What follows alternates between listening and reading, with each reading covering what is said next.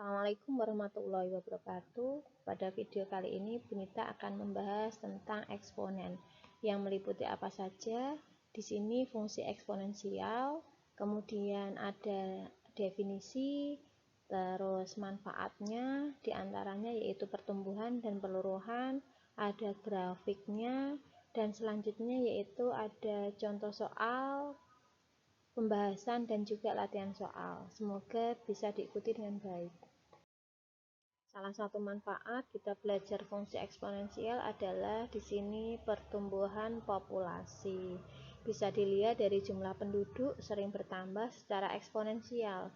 Dengan grafik kita bisa memperkirakan jumlah penduduk di masa depan. Jadi kita belajar eksponensial ini untuk bisa memperkirakan jumlah penduduk di masa depan di kota kita gitu. Tentang keuangan dan investasi, uang yang kita tabung dengan bunga majemuk bertambah eksponensial. Grafik membantu kita melihat seberapa cepat tabungan atau investasi sedang berkembang. Jadi kita bisa tahu tahun ini kita menabung berapa tahun yang akan datang kita tahu jumlah uang kita. Kemudian di bidang kesehatan itu ada pertumbuhan bakteri atau penyebaran virus bisa digambarkan dengan fungsi eksponensial juga.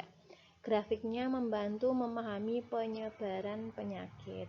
Kemudian ini adalah untuk yang pertumbuhan, dan yang untuk peluruhan itu bisa kalian cari sendiri. Misalnya contohnya adalah dengan pengurangan nilai suatu barang. Contoh kita membeli motor. Nah, itu kan setiap tahunnya nilai dari motor itu akan berkurang. Itu kita bisa pelajari menggunakan fungsi eksponensial. Definisi fungsi eksponensial. Nah, fungsi eksponensial f dengan bilangan pokok a adalah fungsi yang memetakan setiap bilangan real x ke a pangkat x dengan a lebih dari 0 dan a tidak boleh sama dengan 1. Bentuk pemetaan f memetakan x terhadap a pangkat x dengan a lebih dari 0 dan a tidak sama dengan 1, atau bentuknya adalah fx sama dengan a pangkat x dengan a lebih dari 0 dan a tidak boleh sama dengan 1. Contohnya seperti apa? Jadi contoh fungsi eksponensial itu pangkatnya x seperti ini.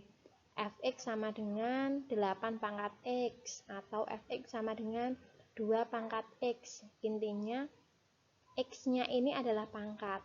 Itu disebut fungsi eksponensial.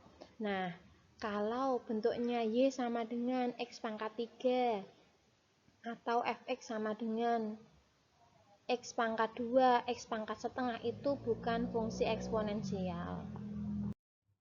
Grafik fungsi eksponensial. Di sini ada yang grafiknya yang naik, kemudian ada yang turun. Membedakannya adalah untuk A-nya lebih dari 1, seperti ini, Y sama dengan 2 pangkat X. Jadi A-nya lebih dari 1, di sini A-nya berapa? 2, makanya fungsinya adalah naik. Kemudian untuk A-nya di antara 0 dan 1, misalnya di sini adalah Y sama dengan setengah pangkat X, berarti A-nya di sini ini A-nya adalah setengah, maka fungsinya adalah turun. Bisa membedakan ya. Untuk contoh soalnya yang pertama yaitu titik potong fungsi Y sama dengan 2 pangkat X plus 2 ditambah 3 dengan sumbu Y adalah, jadi ini pilihan ganda, harapannya bisa ini ya diselesaikan dengan baik, yaitu untuk penyelesaiannya karena di sini keterangannya adalah sumbu Y berarti X sama dengan 0. Ini bisa di reminder, diingat-ingat, sumbu Y berarti X sama dengan 0. Kita substitusikan saja X sama dengan 0 ke persamaan di atas ini yang tadi yang soalnya. Persamaan Y sama dengan 2 pangkat X plus 2, X-nya kita ganti berapa? Ini X-nya kita ganti dengan 0 tambah 2 ditambah lagi 3. Jadi diperoleh 0 tambah 2 itu adalah 2, Y sama dengan 2 pangkat 2 tambah 3. Hasilnya adalah Y sama dengan 2 pangkat 2 itu 4 tambah 3 diperoleh Y sama dengan 7.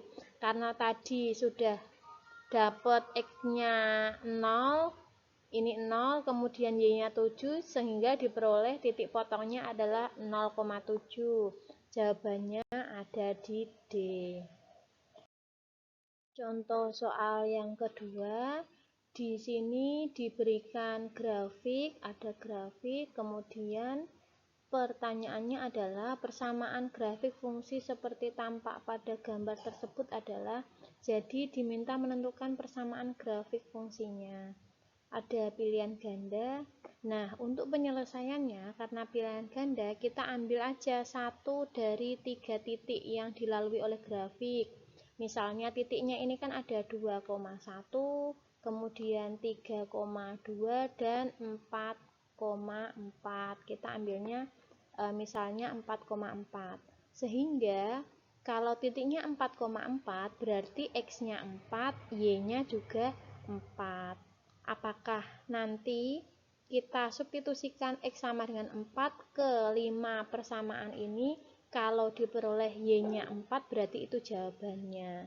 Nah, kita substitusikan ke persamaan 1, yaitu Y sama dengan 2 pangkat 2X min 3. Nah, di sini Y sama dengan 2 pangkat 2X min 3. Kita substitusikan X sama dengan 4. Diperoleh 2 pangkat 2 kali 4 dikurangi 3 diperoleh 2 pangkat 8 dikurangi 3 hasilnya adalah 5, 2 pangkat 5 32, berarti jawaban salah. Nah, yang selanjutnya yang B. B adalah fungsinya Y sama dengan 2 pangkat X plus 1. Kalau X-nya kita ganti dengan 4, sehingga diperoleh 2 pangkat 4 plus 1. 2 pangkat 5 hasilnya 32, juga salah, bukan 4. Kita mencari yang nilainya 4. Persamaan yang ketiga yaitu Y sama dengan 2 pangkat X min 1. X-nya kita ganti lagi dengan 4. Diperoleh 2 pangkat 4 min 1 yaitu 2 pangkat 3. 2 pangkat 3 hasilnya 8. Berarti bukan jawabannya gitu. Lanjut, di sini ada persamaan Y sama dengan 2 pangkat X plus 2. Ternyata kita substitusikan X-nya dengan 4, diperoleh X plus 2 itu adalah 6, jadi 2 pangkat 6 sama dengan 64, jawaban juga salah. Yang terakhir ini kemungkinan jawaban, Y sama dengan 2 pangkat X min 2, X-nya diganti dengan 4, diperoleh 2 pangkat 4 min 2, yaitu 2 pangkat 2 hasilnya 4, berarti jawaban benar. Karena untuk X sama dengan 4, harusnya kita peroleh Y sama dengan 4, karena kita mensubstitusikan titik yang ada pada grafik fungsi eksponen ini adalah titiknya 4,4, sehingga diperoleh jawabannya adalah E. Untuk fungsi pertumbuhan, yaitu kita cek dulu atau memahami pengertiannya. Pertumbuhan merupakan kenaikan atau pertambahan nilai dari suatu besaran terhadap besaran sebelumnya. Pertumbuhan penduduk dan bunga majemuk merupakan contoh bentuk pertumbuhan fungsi eksponensial. Dirumuskan sebagai berikut. Y sama dengan K kali A pangkat X, atau Y sama dengan K kali 1 plus R pangkat X. Ini bisa kita garis bawahi bahwa kalau pertumbuhan itu tandanya adalah plus, gitu ya. Sehingga di sini keterangannya Y adalah nilai besaran setelah X periode, kemudian K itu adalah nilai besaran awal, jadi awal nilainya ketika X sama dengan 0. Kemudian A ini adalah 1 tambah R, faktor pertumbuhan dengan A lebih dari 1. Kemudian laju pertumbuhan per selang waktu itu dilambangkan dengan R, dan X adalah T per T besar. T besar ini adalah perubahan laju pertumbuhan untuk yang ada pada fungsi eksponensial. Agar lebih paham, di sini ada contohnya. Yang pertama, ada Adit menabung uang di bank sebesar 10 juta dan memperoleh bunga 10% per tahun. Jika bunga bank tetap dan Adit tidak pernah menarik uangnya, tentukan yang pertama yaitu persamaan untuk memodelkan besar tabungan Adit. Kemudian yang B adalah besar tabungan Adit setelah 5 tahun. Kita selesaikan dulu yang pertama yaitu persamaan untuk memodelkan besar tabungan Adit. Persamaannya adalah Y sama dengan K kali A pangkat X. K-nya 10 juta. Di sini R-nya adalah 10% per tahun, 0,1 diperoleh, kemudian A-nya 1 plus R sama dengan 1 tambah 0,1 sama dengan 1,1. Jadi besar tabungan Adit dimodelkan adalah Y sama dengan 10 juta kali 1,1 pangkatnya X gitu. Bisa dipahami ya, karena A-nya ini adalah 1 plus R ini, sehingga 1 ditambah 0,1. Kenapa 0,1? Karena tadi kan bunganya 10%. 10% per tahun, berarti diperoleh 0,1, sehingga A-nya adalah 1,1. Nah, selanjutnya yang B.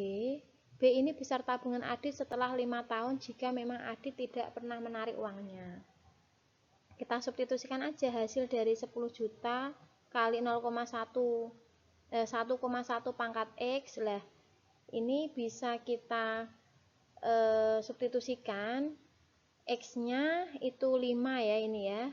X-nya 5 diperoleh 1,1 pangkat 5 adalah 1,6 1051 ini ya. Bilangannya adalah desimal, diperoleh Y sama dengan 16.105.100 rupiah. Jadi besaran tabungan Adit itu setelah 5 tahun bisa dapatnya sampai 16 juta lebih. Harapannya dengan contoh pertumbuhan ini kita semua terinspirasi atau semangat untuk menabung. Sekarang kita ada di fungsi peluruan. Peluruan merupakan penurunan atau pengurangan nilai suatu besaran terhadap nilai besaran sebelumnya.